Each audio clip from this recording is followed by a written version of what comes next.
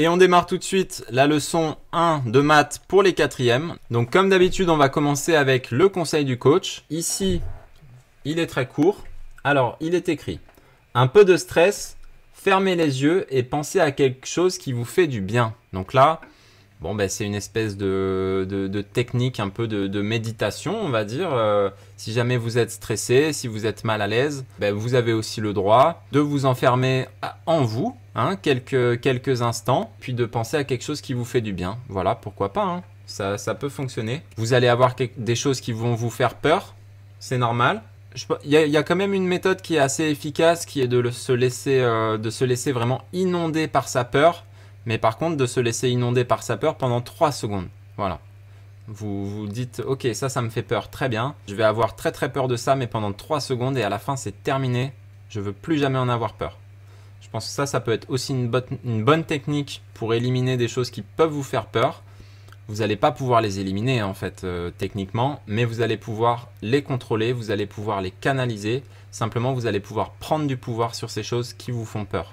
Et on démarre tout de suite la leçon 1 de maths pour les quatrièmes. Donc là, on parle de somme et de différence de nombres relatifs. Donc qu'est-ce que ça veut dire un nombre relatif? Les nombres relatifs, ce sont des nombres qui sont entiers et qui peuvent être soit positifs, soit négatifs. C'est-à-dire que le 0 est au milieu de tous ces nombres-là. Je pense qu'un exemple qui peut être facile à retenir pour vous, c'est l'exemple de la température. Vous savez que des fois, il fait moins 10, moins 12, des fois, il fait 25. Et donc, finalement, le 0, la température 0, elle est un peu au milieu de tout ça. Donc, vous pouvez retenir cet exemple-là de la température et vous verrez que pour la suite, ça va nous aider à comprendre et à faire les calculs. Donc, on parle d'un nombre qui est positif quand son signe est plus. Par défaut, les nombres positifs, on n'écrit pas le signe hein, parce qu'il n'y en a pas besoin. 7, on écrit rarement que c'est plus 7. En général, on dit juste que c'est 7. Mais on pourrait écrire un plus devant tous les nombres qui n'ont pas de signe. Parce que par défaut, c'est comme ça. De la même façon, un nombre qui est négatif porte un signe moins devant lui. Par exemple, moins 3. Ça peut être une température, il fait moins 3. Ça veut dire que c'est 3 degrés en dessous de 0. Moins 3, vous retenez qu'il fait froid. Et plus 7, vous retenez qu'il fait chaud. Bon, il ne fait pas très chaud, hein, mais en tout cas, c'est au-dessus de 0. Donc, on parle ici de signe. Le signe qui peut être plus positif ou moins négatif.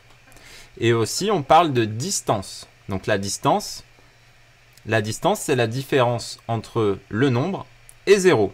Donc, la distance de moins 3, c'est 3. Parce qu'il y a 3 degrés en dessous de 0. De la même façon, la température plus 3, elle aurait aussi une distance de 3.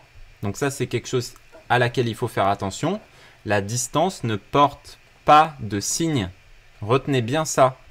Ça veut dire que moins 3 et plus 3 ont la même distance par rapport à 0 qui est égale à 3. La distance sera toujours positive.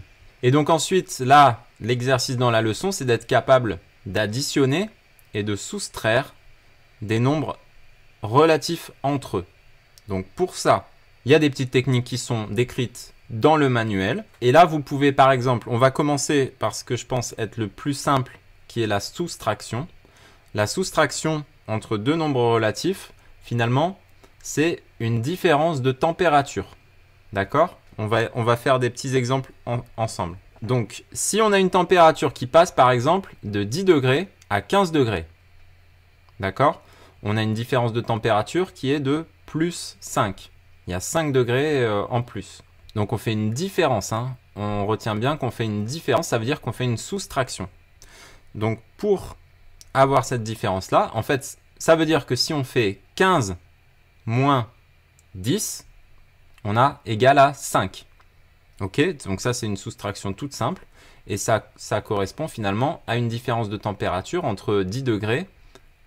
Si le matin il fait 10 degrés et que le soir il fait 15 degrés, alors on a une différence de température de plus 5. A l'inverse, si le matin il fait 15 degrés et que le soir il fait 10 degrés, donc il fait un petit peu plus froid, on va avoir une différence de température qui va être égale à 10 moins 15.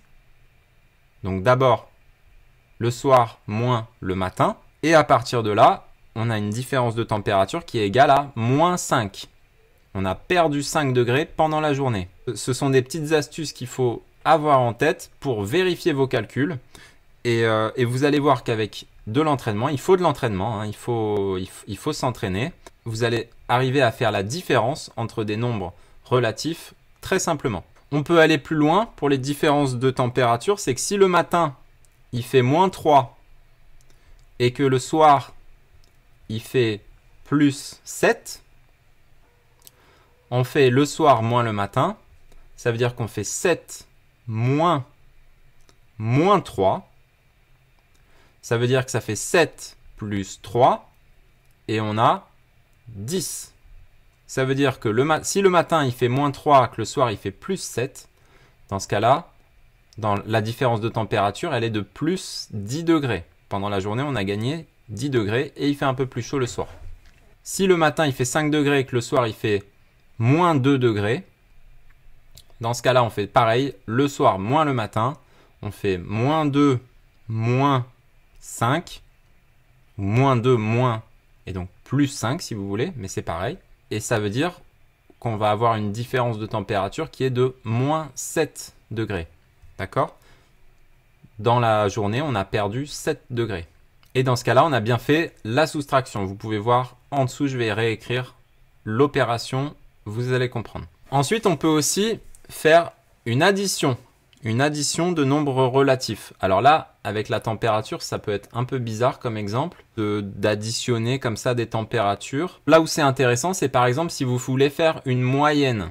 Admettons, si vous mesurez la température dans votre chambre et si vous mesurez la température dans votre salle de bain et que vous voulez faire la moyenne de la température dans votre maison, vous allez devoir d'abord faire une addition entre ces deux températures et ensuite les diviser par 2. Comme ça, vous allez faire une moyenne. Je pense que vous savez déjà faire une moyenne entre des notes, par exemple. Là, ça ressemble un peu à ça. Sauf que vous pouvez avoir aussi des températures négatives.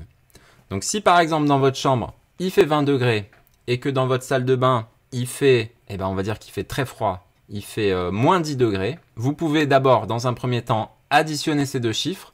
Donc, 20 pour la chambre et moins 10 pour la salle de bain, ça fait 10 degrés. Donc, ça fait 20 plus moins 10, 10 degrés. Donc, ça, c'est l'addition. L'addition que vous avez à faire entre 20 et moins 10, ça fait 10. Et si vous voulez aller jusqu'au bout de l'exemple, vous pouvez faire la moyenne et vous avez 5 degrés de moyenne dans la maison. Mais là, la moyenne, on est d'accord que c'est quelque chose que je rajoute pour l'exemple pour que vous puissiez comprendre. Parce que dans l'exercice, vraiment, il faut s'arrêter simplement à l'addition.